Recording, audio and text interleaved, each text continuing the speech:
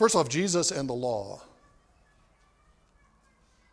And there's a lot of dimensions to this. I'm going to be focusing in on the Sermon on the Mount, which is the most elaborate place, the most extensive passage that deals with Jesus' teaching on the law. And that'll be the focal point. But I want to begin by talking about some basic perspectives on how Jesus relates to the law. Jesus keeps the law. We can start with that. He didn't sin. Torah was the constitution, as I called it this morning, for Israel.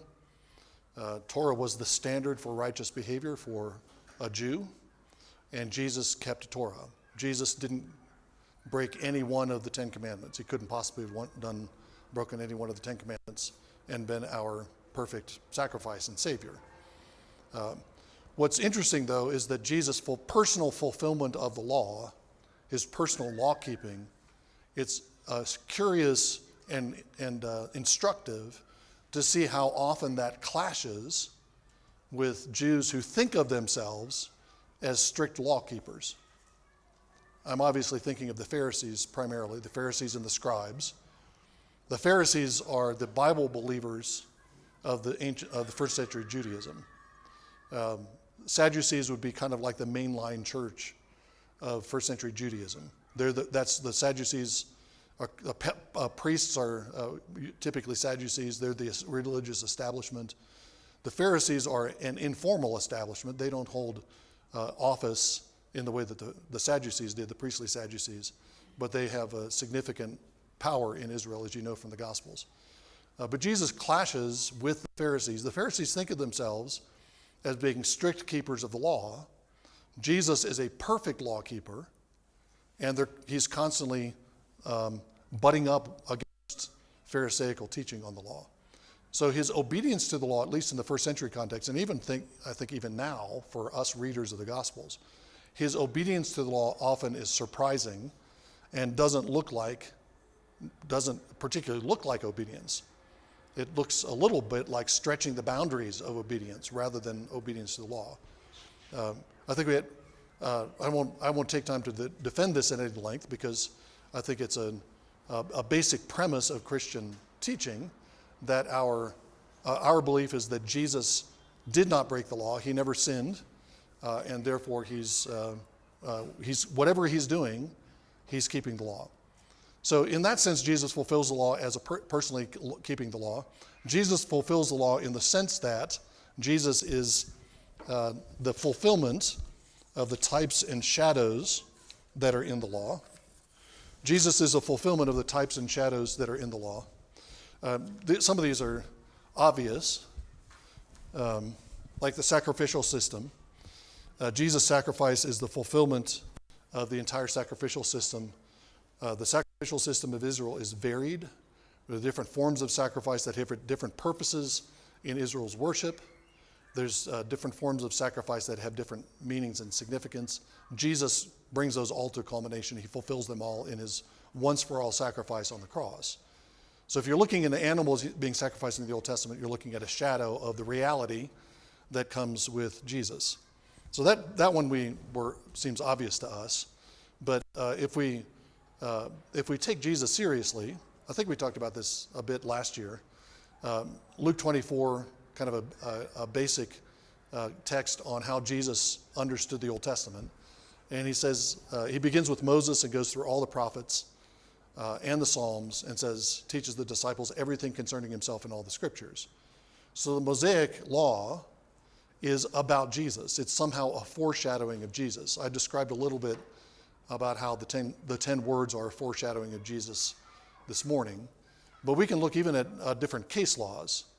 And we always want to be thinking, it's not always obvious how it's the case, but we always want to be thinking, how is this case law in some way pointing ahead to Jesus? How did Jesus fulfill this? Perhaps what Jesus fulfills it by suffering the punishment that was imposed in the Old Testament on certain kinds of sin. He didn't do those sins, and yet he fulfills that by enduring the punishment. There may be some other ways in which Jesus fulfills the law. One kind of curious example would be the passage in Deuteronomy that talks about the rebellious son, a rebellious son that is a man who is a young man who is a drunkard and is sleeping with prostitutes. He defies his parents. The description is not talking about young children. It's talking about juvenile delinquents. It's talking about young men who have rebelled against their parents, who reject any kinds of authority, and they're to be put to death. That's the charge that the Pharisees and the Jews bring against Jesus. Jesus is a wine-bibber and a friend of publicans and sinners. That phrase is almost a quotation from Deuteronomy. And they're bringing the charge against Jesus, the faithful son, and they're accusing Jesus, the faithful son, of being the rebellious son. So there's a kind of fulfillment there, but it's a fulfillment with a twist. Jesus is not the rebellious son, so there's not a straight line connection between the law and Jesus' conduct. But there is a connection between the law and the accusation brought against Jesus, and then we can think about what that might signify. Jesus is not the rebellious son, and yet he's accused of being that, and he suffers as if he were the rebellious son. Again, we get an idea that Jesus is taking the punishment that actually Israel the son deserved, but Jesus, the true Israel, is receiving that punishment in place of his people. Or we can think another example of a somewhat hidden fulfillment. There's a lot of rules about cherem warfare in the Old Testament, war of utter destruction that I talked about briefly this morning. Is that in any way pointing ahead to Jesus and the work of Jesus? Well, if you look at the details, and we will look at the details a little bit later this week, look at the details of what Israel is called to do in the land. The focal point of what they're doing is purging the land of idolatry.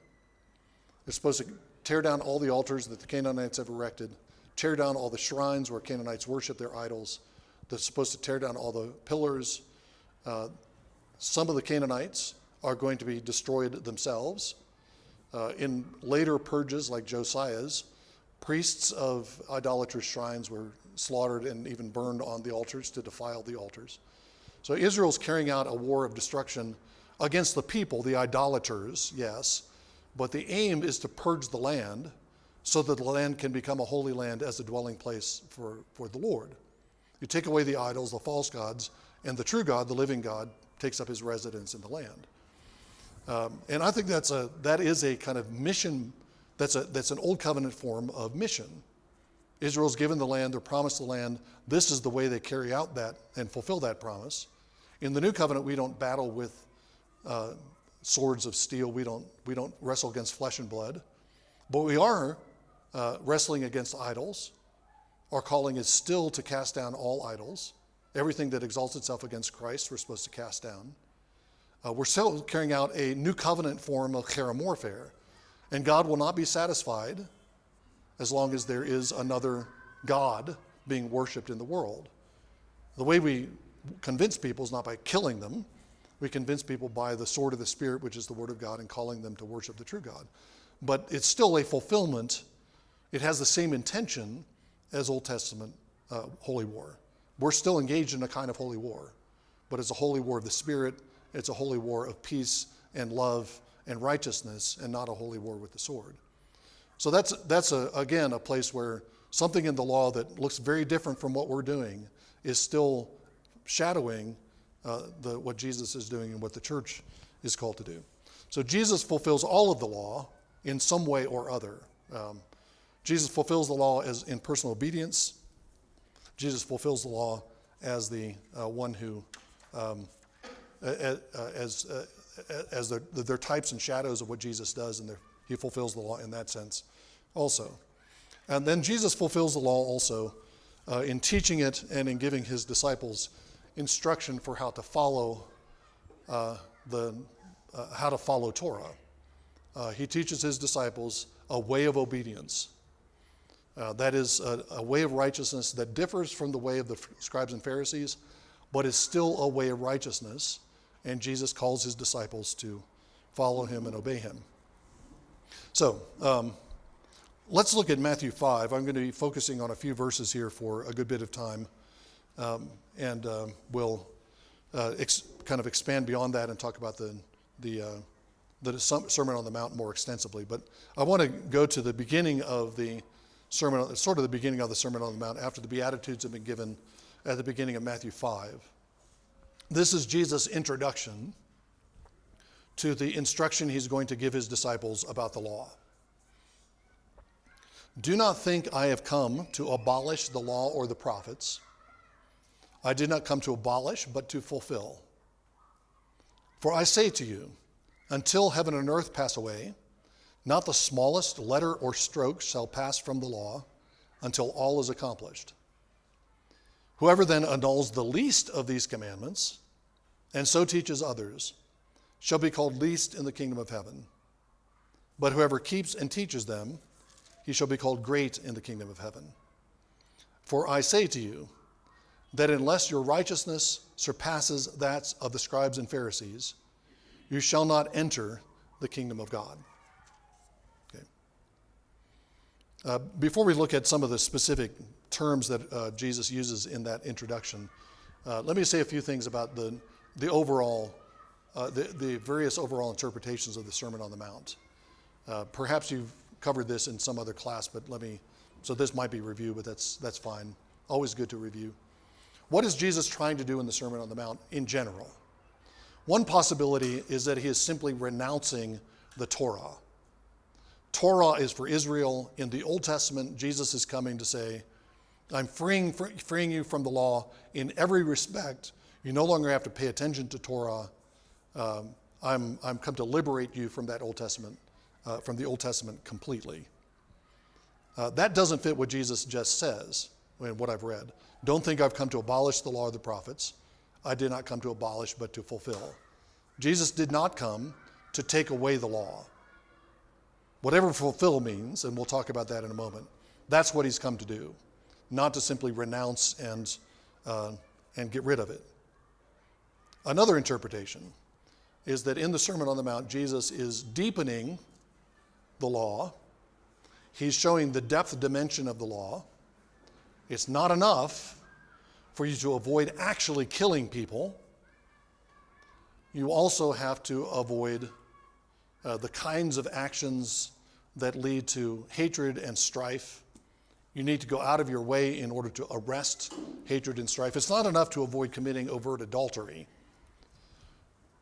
You have to avoid looking at a woman in order to lust after her.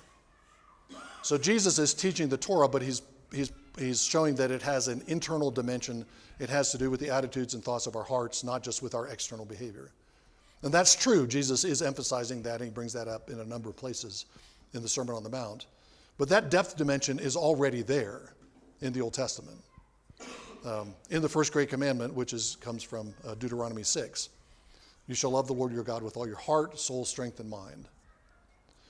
That's as Jesus calls it, the first great commandment. It's one of the great commandments of Torah, and is focusing on the heart. And the law frequently brings up the need not only to conform to the external rules of the Torah, but also to do it from a heart of obedience.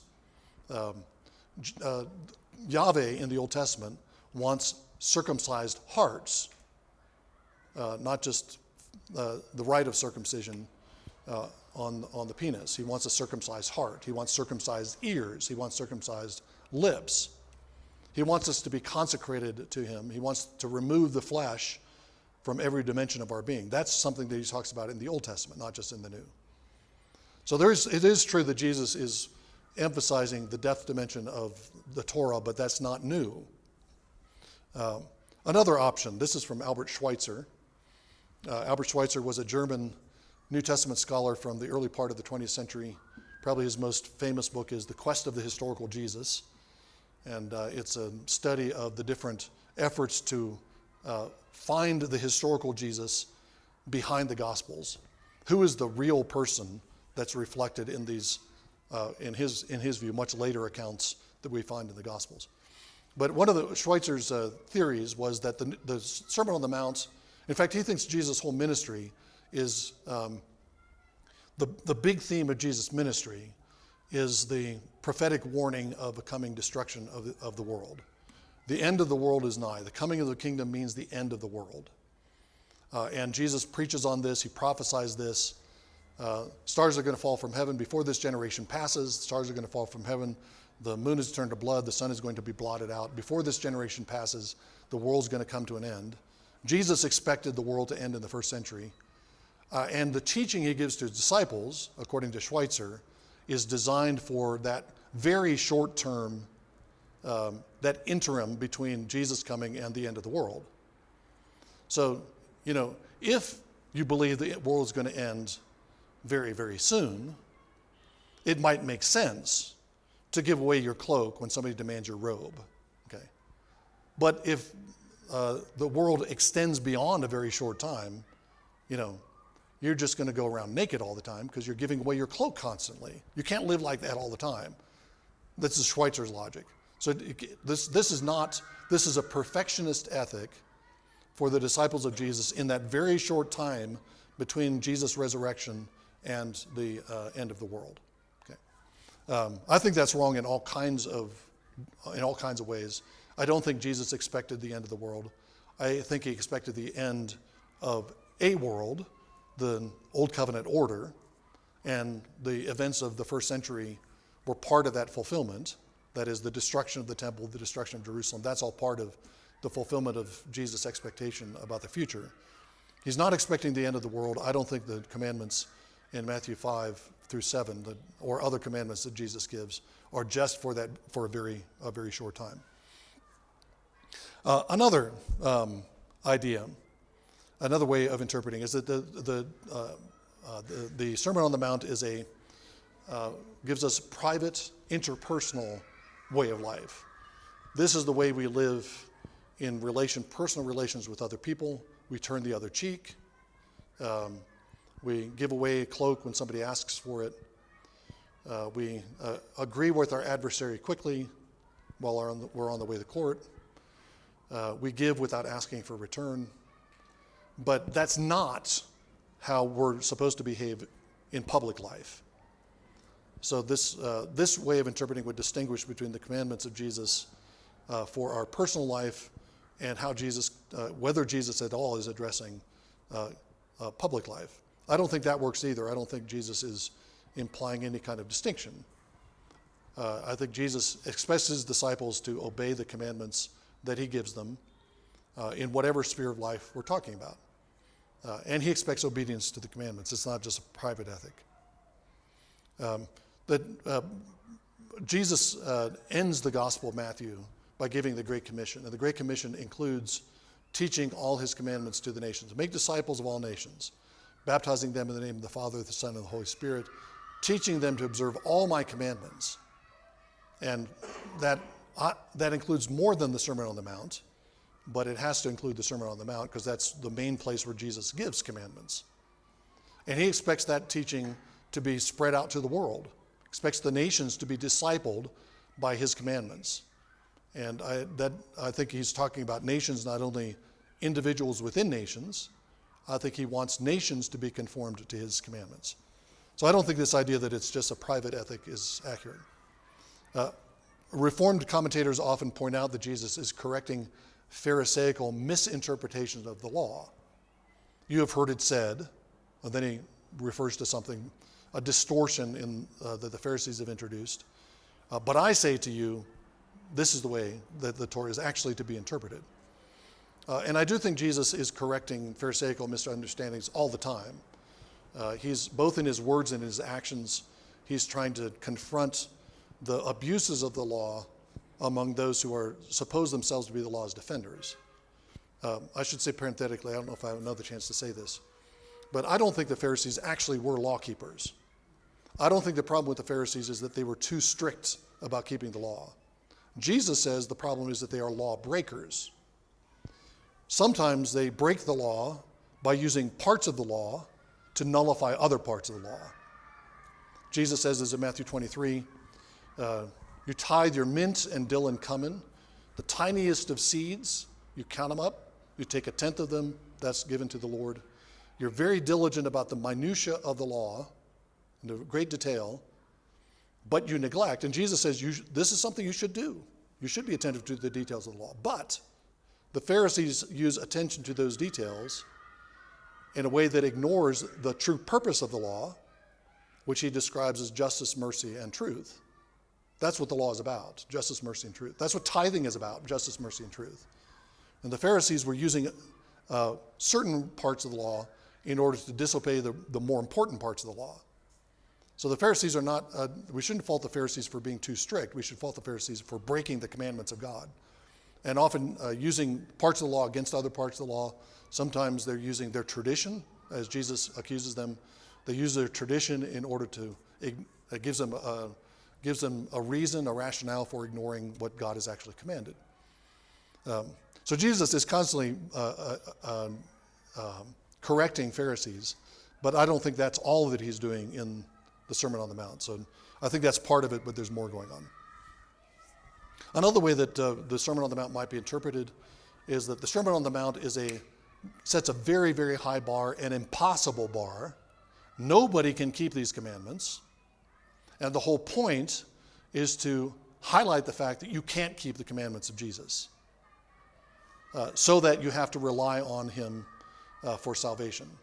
Okay. And again, there's a truth in that. That's, as we talked about briefly this morning, that the law as a tutor, the image comes from Galatians, the law as a tutor that drives us to Christ, that's real. That's one of the purposes of the law.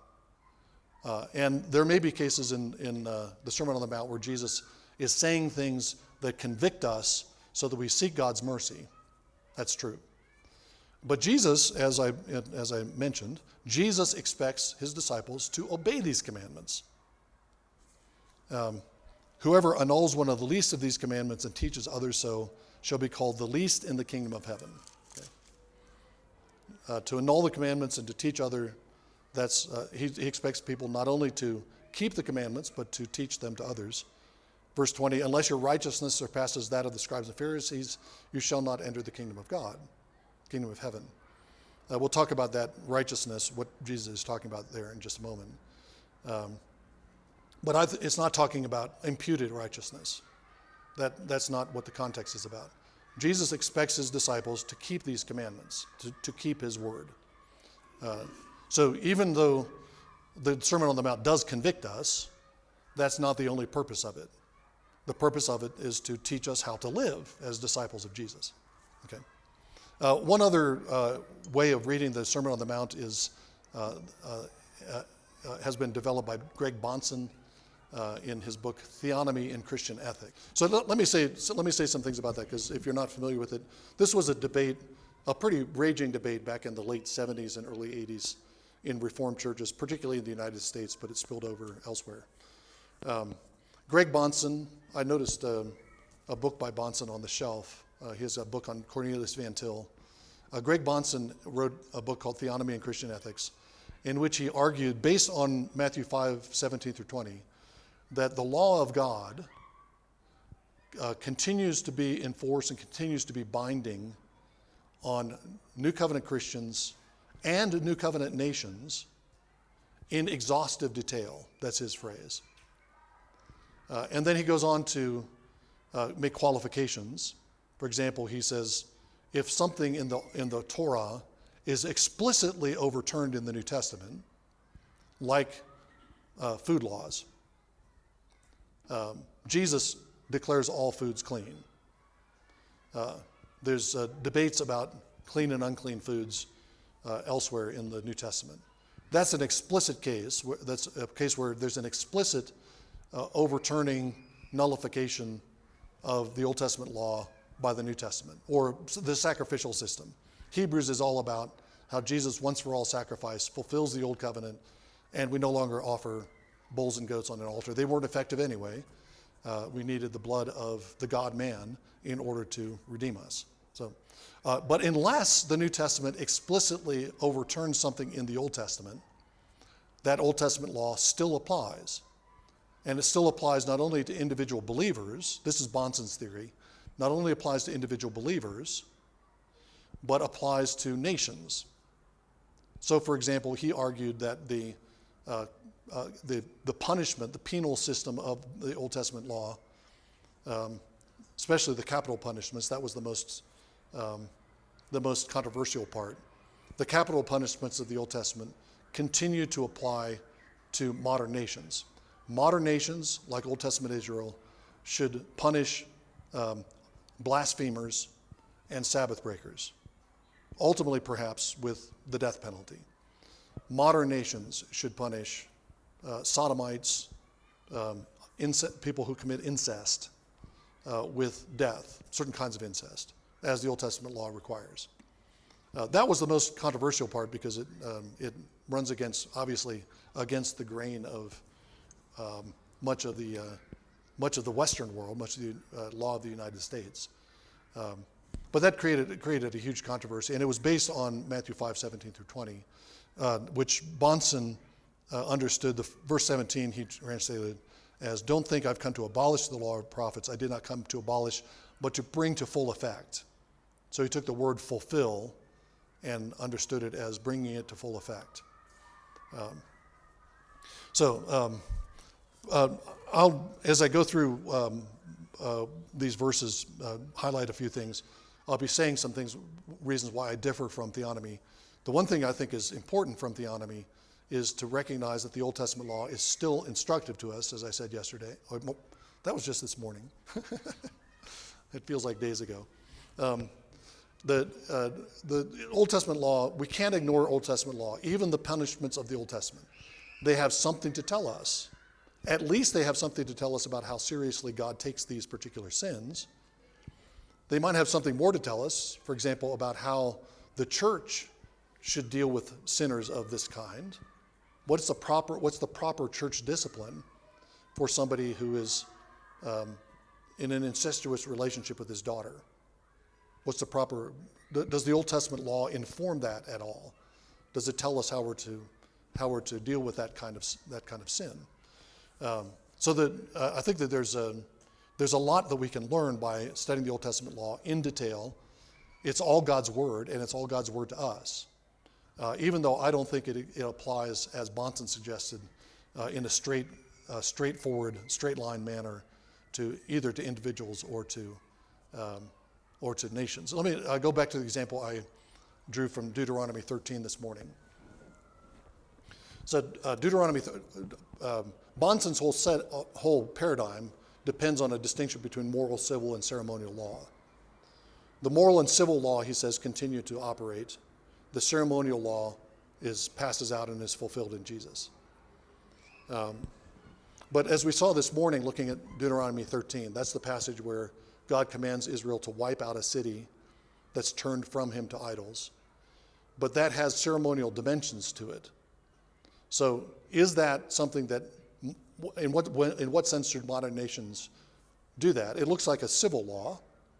And if you're living in a Christian country, it looks like maybe if there's a whole sector of your society that abandons Christ, maybe you should carry out something like this procedure. On Bonson's logic, it would seem natural that you would think of that. But that's, as we saw this morning, part of that law is a ceremonial law, a sacrificial law. Bonson would say that's fulfilled. So is the whole law fulfilled? Is it only the civil dimensions? That passage is not straightforwardly either civil or ceremonial, but some mix of them. And so it's not as easy as Bonson suggested to just take that passage and say, modern nations should do this. And I would say the same about capital punishments, for example, for sexual sins. Capital punishments for sexual sins were punishments appropriate and just and righteous for the holy people of God, which Israel was. The holy people of God of the New Covenant is the church. And so whatever application we make of those laws, its first application should be within the church. That might inform our understanding of how civil rulers should deal with these kinds of sins and crimes, and whether they should even be treated as crimes. But the first application is in the church. And I'd give a New Testament example of how this works out. 1 Corinthians 5, Paul rebukes the Corinthians because they have a man in their midst who is taken his mother, his father's wife, probably his stepmother, as a wife, as having sexual relations with her. Under the law, that kind of cross-generational incest, children with parents, and parents with children. I mean, whether you have a relationship with your mother, father, relationship, or aunt or uncle in another generation, or relations with a daughter, daughter-in-law, son, so on. Cross-generational incest is punished with death. Intergenerational incest, like brother and sister, is not punished with death. So there's a different scale of punishment for the two different forms of incest. When Paul talks about this man in the Corinthian church, he's talking about a form of incest that would have been punished by death in the Old Testament. What he says to do, though, is not to kill the guy. He says, when you have gathered and I am with you in the Spirit, hand this man over to Satan. It's an act of church discipline. It's an act of excommunication. And then he says at the end of the chapter, purge the wicked man from among you. That's a quotation from Deuteronomy. It's used several times in Deuteronomy. And in Deuteronomy, it refers to capital punishment.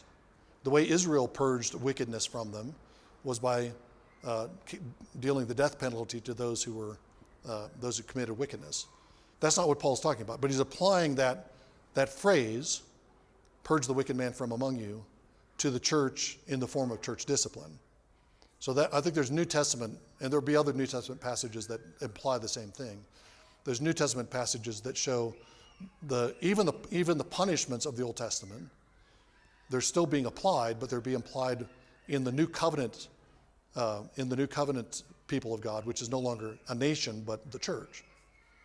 And lest we think that somehow the punishment has become easier, I want to emphasize that the punishment has also actually become much more severe. The most severe thing you can do as a civil ruler is to carry out the death penalty. You can kill somebody who's committed murder, for example. But you don't turn them over to Satan. You don't cut off table fellowship with them. The church's forms of discipline are much more serious, much more powerful, in one sense, much more forceful than the punishments of Old Testament Israel. Thank you. So it's not like things have gotten softer in the New Covenant. Hebrews says this, right? If a man was severely punished on the testimony of two witnesses in the Old Covenant, how much more those who trample the blood of Christ, the blood that bought them? Okay. So I think that I'm saying a couple of things this in response to theonomy. One is that we should be diligent in studying the Old Testament law along with all the rest of the Bible to understand what God expects of us, because that's still our Bible. But it all has been transformed because Jesus died and rose again, and we're living in a new world and a new covenant. So much of the law is going to operate differently in the new covenant, and the first place of application is always going to be the church and what the church is doing. Okay.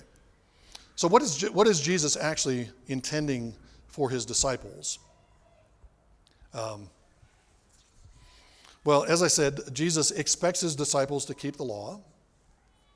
He comes to fulfill the law. He comes to fulfill the law by obeying it personally. That's true. He comes to fulfill the law because the law is a type and shadow of Jesus. It's true. I think Jesus also comes to fulfill the law in the sense that he comes to gather a people that is going to fulfill the righteousness that the law requires. He's gathering a righteous people, and that means obedience to his commandments. He's forming a Torah-keeping people. So I think that's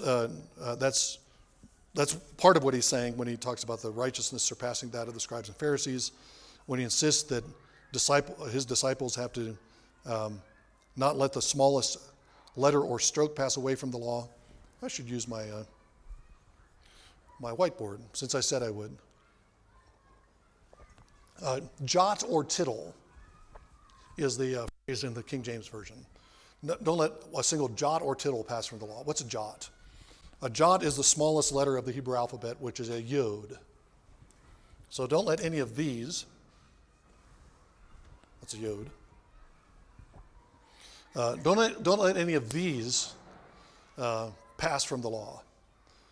Pay attention down to the letter. What's a tittle? A resh is the R letter in Hebrew. Looks like this. Yar. Okay. Dalet is the D letter in Hebrew, and it looks like this. What's the difference between a resh and a dalet? The difference is the tittle, that little overhang, that it's not even a whole letter. It's just a bit of a letter that distinguishes it from other letters. That's what Jesus is referring to. That's how much detail. He says the law, we should study the law in detail and not let a single yod or tittle slip through our fingers. We want to understand every last bit of it, down to every letter, down to every bit of a letter. Okay. So that's a very strong statement. It's not going to pass. He didn't come to abolish that. He's come to fulfill it. And not a single letter or stroke, a jot or tittle shall pass away from the law until all is accomplished. And I think when he's talking about all is accomplished, I think he's talking about until all is accomplished, the very end. Heaven and earth pass away, but nothing, the law and its force remains. So he expects his disciples to obey the law. Obviously make some talk about some qualifications of that in a second. What does he mean by he's come to fulfill the law? Bonson, as I said, suggested that fulfill means bring it into full effect. It's the whatever fulfill means. It's the opposite of abolish. I didn't come to abolish, but to unabolish, to make sure the law is fully understood, fully fulfilled, fully kept, and fully taught. I think the word fulfill actually has a more I don't know how to say it. Has a different, I think, somewhat more interesting and nuanced reading. If we look at the beginning chapters of Matthew, which set the context for the Sermon on the Mount, Matthew uses the word fulfill at several points, particularly toward the end of chapter 2, when he's describing Jesus' early life. He quotes from prophets from the Old Testament, and he says, Jesus thus was fulfilled, that was spoken by the prophet. So in the early chapters, fulfillment has to do with something the prophets predicted that is now fulfilled in Jesus. Okay. Out of Egypt I called my son. That was fulfilled in Jesus, fleeing from Herod. Jeremiah's prophecy about a voice heard in Ramah, Rachel weeping for her children, is fulfilled in the slaughter of the infants at Bethlehem. He shall be called a Nazarene is fulfilled in Jesus going and living in Nazareth and being called a Nazarite. Not a Nazarite, but a Jesus of Nazareth. Okay. What's interesting is that in each case, there's not a straightforward for fulfillment. If you go back to Hosea 11, where the phrase "out of Egypt I called my son" comes from, doesn't look like a messianic prophecy at all. It looks like a reference to the Exodus, which it is. It's a reference to the original Exodus.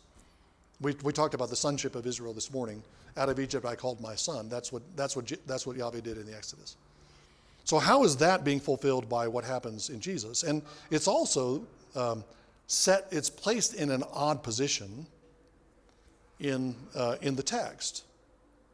Jesus is leaving Israel, and his parents are taking him to Egypt when Matthew quotes this, "Out of Egypt I called my son." You'd think that Matthew would quote, "Out of Egypt I called my son," when Jesus was traveling in the opposite direction, leaving from Egypt and returning to and living in Nazareth. Okay. But Matthew puts it in what appears to be the wrong place, but it's not, because Egypt and Israel have flipped places. If you look at the first part of Matthew 2, you have Herod, who finds out about Jesus from the wise men. And when the wise men don't return to him, Herod wants to get rid of this threat, and he starts killing infants around Bethlehem. He's a new Pharaoh, and he's the king of the Jews. So the place where infants are threatened with death is no longer Egypt. Israel has become the Egypt. Herod has become the Pharaoh. And if you want to reenact the Exodus in that setting, you reenact the Exodus by leaving Israel, and ironically, Jesus finds safe haven in Egypt, which used to be the place where infants were slaughtered. You remember at the beginning of the book of Exodus that infants were being drowned in the Nile. The boy infants were being drowned in the Nile at Pharaoh's instructions. But now Israel has become the Egypt. Herod has become the Pharaoh, and the direction of Exodus is no longer from Egypt to the land, but from the land out to Egypt. Okay, so it's a fulfillment, but it's a fulfillment that has this ironic kind of twist to it. The same thing, or a similar thing, is going on at the end of Matthew 2. He shall be called. This was done that what was spoken through the prophets might be fulfilled. He shall be called a Nazarene. Okay, the prophets, plural. We're looking at every jot and tittle. It's a plural. He's not quoting a single prophet. So it seems like maybe this, he shall be called a Nazarene, that must appear lots of places in the prophets. In fact, it doesn't appear anywhere in that form. That phrase is never found in the prophets. The word Nazarene, in the way that Matthew's using it, is not found in the prophets.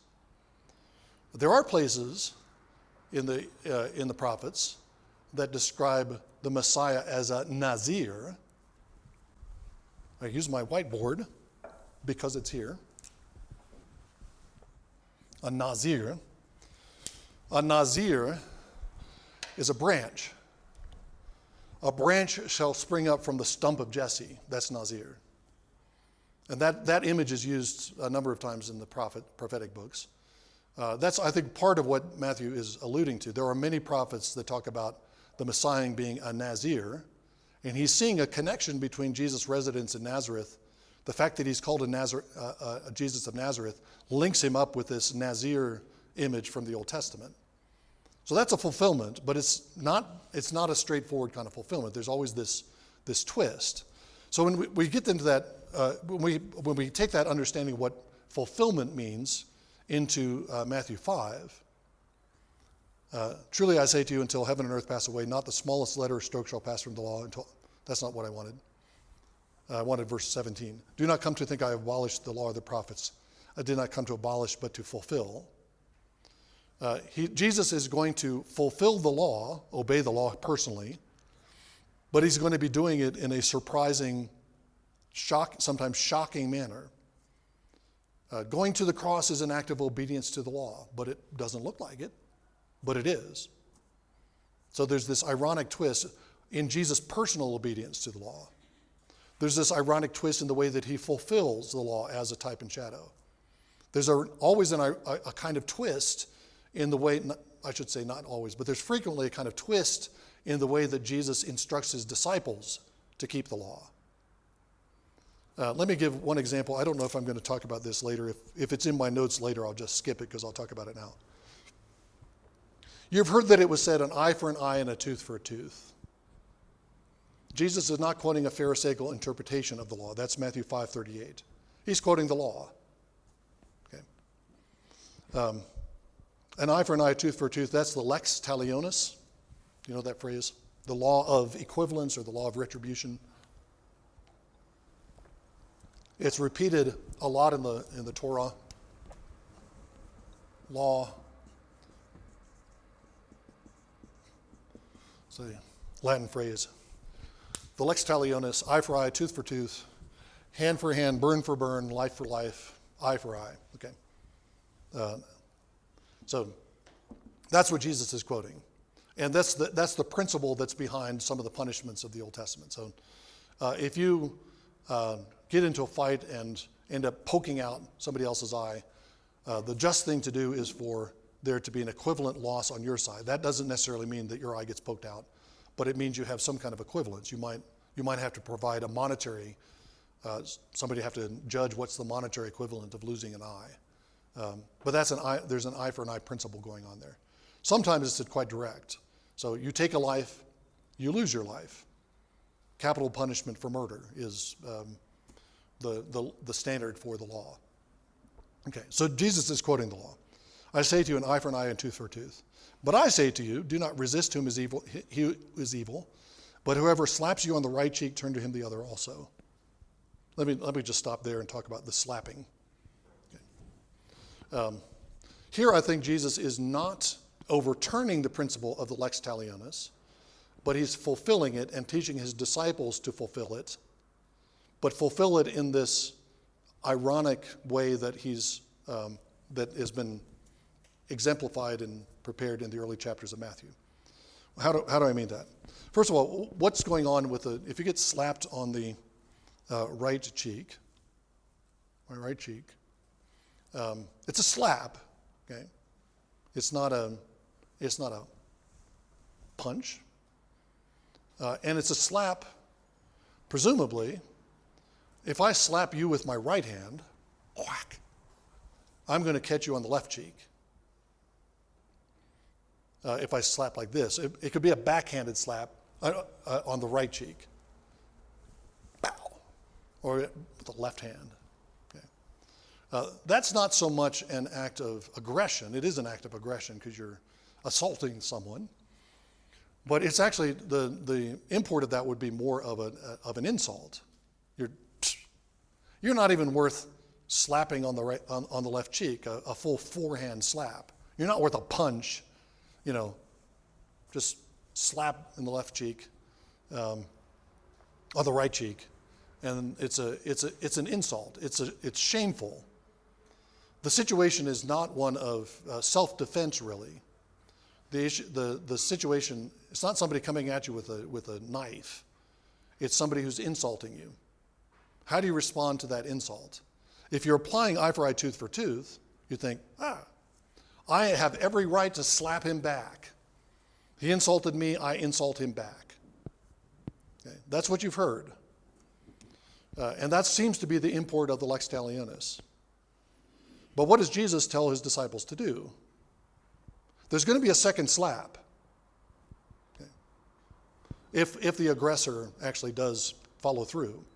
There's going to be a second slap, but it's not going to be a slap from the first person who was slapped to the slapper. Okay. The slappee, the one who was slapped the first time, is offering his other cheek to be slapped a second time. The slap is doubled, but the person who's attacked bears both of them. Okay. Now, first of all, one way to think about this is to think about just the dynamics of that situation. If you're in a situation where somebody has insulted you in that way, maybe verbally or physically insulted you, physically shamed you, and you just absorb it or return kindness to it, return good for evil, or offer your other cheek. You slap me on one cheek, I'm not going to hit back. You can hit my right cheek, my left cheek. Anyway, I get my right and left confused what we're talking about. Okay. Several things go on there. If you actually do that, suppose that the person who slapped you the first time goes ahead and slaps you a second time. The first slap might seem, understandable. He deserved it. But then you're just standing defenseless and you say, you're welcome to slap me again, and he does it, then you're highlighting the evil of what he's doing. You're highlighting the violence of what he's doing. You're changing the dynamics of the situation because who's in charge of the situation now? If the guy who slapped you, he's taking charge of the situation by slapping you. If you offer your other cheek, then you've taken over the situation and you're dictating the terms of what's happening now. Okay? So I think there's some interesting psychological and interpersonal dynamics that happen. But I think the deeper thing that's going on is that Jesus is teaching his disciples to live like he does. Jesus is insult. He does not insult. He doesn't insult in return. He is beaten. He doesn't beat anybody. He never beats anybody. He overturns tables. He gets a whip in the temple, and he drives people out. There's an act of force there. But when he's being tortured in his trial, he doesn't try to retaliate. The soldiers beat him on the head, and he lets them beat him again. They pull out his beard, and he turns his face, and they pull out his beard on the other side. Jesus is the first one to fulfill this demand. And in Jesus, both acts of aggression, both slaps, as it were, are coming on him. He's absorbing it all. And now he's telling his disciples, you need to be willing to absorb both the first slap and the second slap. That is a kind of application of the lex talionis, because the slap is being doubled. But it's a Christocentric, a Christological way of fulfilling that commandment, because it imitates Jesus, and also because it means you're bearing that double slap yourself. You're not trying to slap back. Yes, sir. Yes, you're right. There is punishment in the long run. That's part. I mean, I think about Romans 12, where Paul says something like this: "Don't return evil for evil, but return good for evil, so that you pile up coals of fire on the head of your enemy." God will take care of him. You don't have to take vengeance, because God is the God of vengeance. Right? That's part of what's happening. So yeah, that's an important point to make. If you live like this, as I said before, how can you live like this? You're going to have bruised cheeks all the time. You're going to be bruised up. You're going to be naked. You're going to be carrying things back and forth, because when somebody asks you to take something, you're going to carry it 1 mile, you'll take it 2. You're going to be constantly being beat up, no clothes. Your whole life is taken up with carrying people's stuff back and forth. Okay? How can you live like that? How can that be a way of righteousness? You can only do that if you trust that God is your Father, and he's going to care for you, and he's going to provide for you. The only way you can give your cloak away is because you know that your Father in heaven knows you need these things. Jesus is going to say this later in the Sermon on the Mount. He knows you need food and drink, clothing, and you should trust him to provide it. Obey Jesus, trust him to provide it. Even if it looks like you end up on the losing side. Okay, because the losing side in this case, because you're following Jesus, what looks like the losing side is not. Jesus looks like he's on the losing side in his conflict with the Jews and conflict with Rome. He's obviously not on the losing side. Okay. So Jesus, another way to say this is Jesus is the incarnate Word. Jesus is Torah in flesh. And the way of Jesus is the way of keeping Torah. Jesus is the first one that obeys the lex talionis in this fashion, absorbing the shock of punishment on himself, and he calls his disciples to do the same. Now, I think this helps us to understand verse 20 of Matthew 5. I say to you, unless your righteousness surpasses that of the scribes and Pharisees, you shall not enter the kingdom of heaven. I think Jesus means what he says here. Let me start with that. Paul says this: don't you know that adulterers and the effeminate and blasphemers shall not enter the kingdom of heaven? That's not contrary to a gospel of grace at all. The New Testament says that. When it talks about the last judgment, we're judged by the works that we do. Okay? Entry into the kingdom of heaven, without holiness you will not see the Lord. That's a New Testament theme. Of course, it's not because we merit the kingdom of heaven by our obedience, or that our obedience is rewarded in a kind of strictly just way. What's happening, if we keep these commandments at all, what's happening is they're walking in the Spirit. The Spirit is enabling us to keep the commandments of Jesus. And when we get to the kingdom of heaven, God is crowning his original gifts, the gift of the Spirit, by giving us entrance into the kingdom of heaven. There's no merit, there's no earning, but God does demand obedience, and it's obedience in the power of the Spirit. But Jesus demands obedience. Okay. But he says that our righteousness, in order to enter the kingdom of heaven, our righteousness has to surpass that of the scribes and Pharisees. What does that mean? How would it surpass the righteousness of the scribes and Pharisees? Would it be by even more detailed attention to the specific demands of the law? Is that what Jesus means? More precise attention to the law. I don't think that's what he has in mind. More likely what he has in mind is Jesus wants his disciples to actually obey the law. Obey the law in the form that Jesus teaches it and exemplifies it. Okay. Jesus wants his disciples to obey the law. In that way, our righteousness surpasses the righteousness of the scribes, because the scribes teach the law, but they don't keep it. Okay. But I think there's another dimension to this. In certain parts of the Old Testament, certain parts of Isaiah, for example, righteousness and salvation are juxtaposed almost as synonymous. There's several passages where the Lord says, my righteousness is coming, my salvation has arrived. That kind of parallel, where righteousness is, the coming of God's justice is equivalent to God's redeeming work. And you can think about the Exodus like that. The Exodus is an act of salvation because the Lord delivers Israel from Egypt, but he does it by judging Egypt and by vindicating his people, by bringing them out. Okay?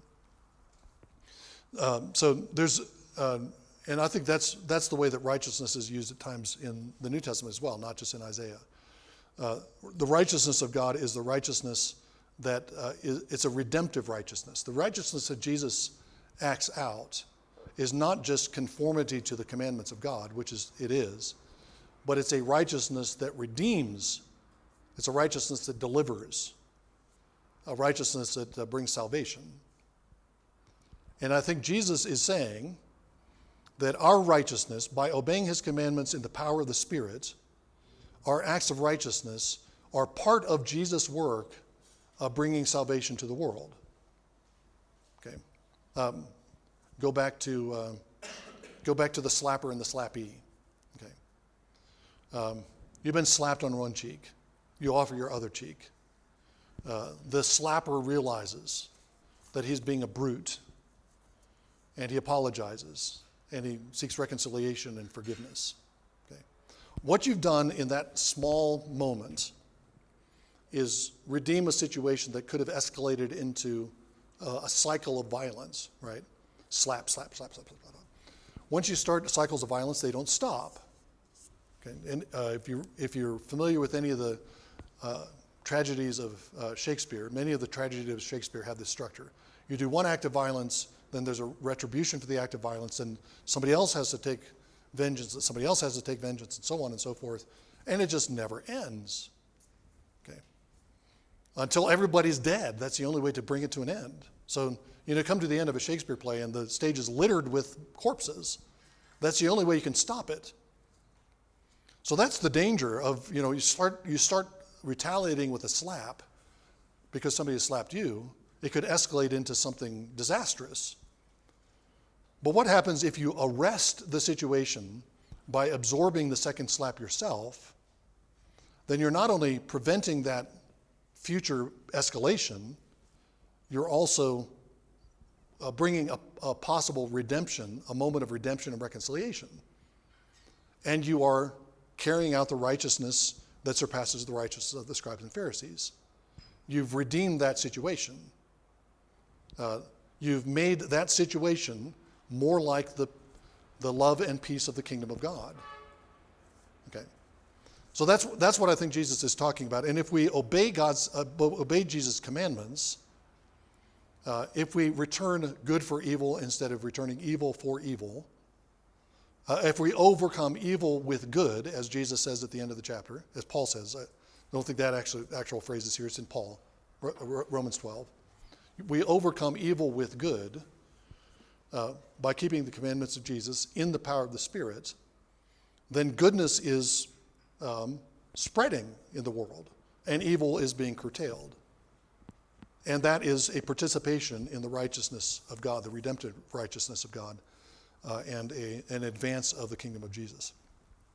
Okay, I've said a lot, and I'll pause for a minute before we take time to drink our coffee to see if there are any questions or comments in response. I'd go back, one way to answer that, I go back to, I think Samuel said this morning, that the law is constant but applied in different situations. We're in a radically different covenantal situation in the new covenant. Resurrection life has come in Jesus. The Spirit has been poured out. The gospel is spreading to the nations. We no longer have a single temple. We no longer have animal sacrifice. That's a radically different situation. And so the Old Testament law is still instructing us about how to live individually and as a people, but in that new situation. So you have to think through it through the filter. That would be one answer. Another, a pithier way to say it, a shorter way to say it, is that the law dies and rises again in Jesus. And you can, that's a kind of symbolic way to describe what happens. When Jesus goes into the ground, he dies according to the flesh. He is raised up with a spiritual body. He's transformed.